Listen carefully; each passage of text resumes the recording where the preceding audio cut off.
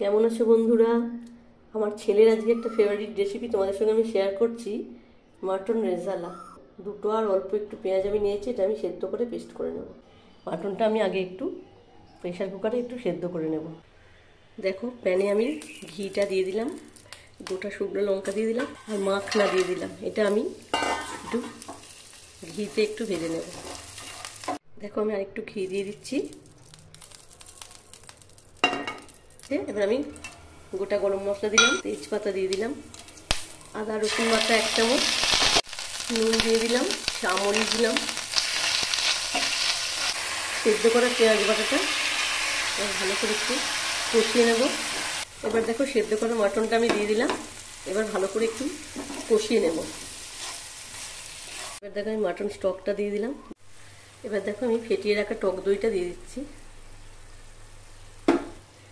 এরপর কাজু চারমগজ পেস্টটা আমি দিয়ে দিচ্ছি। তোমরা অল্প একটু মিষ্টি দিয়ে দিলাম। এবার আমি ঢাকা দিয়ে দেব। দেখো, আমি এবার এটা খুলে নিচ্ছি। মাংসটা আমার সেদ্ধ হয়ে গেছে। এবার আমি মাখনা শুকনো লঙ্কাটা দিয়ে দিলাম। দেখো, এটা আমি নামিয়ে দিয়েছি। রেজালা আমার একদম রেডি।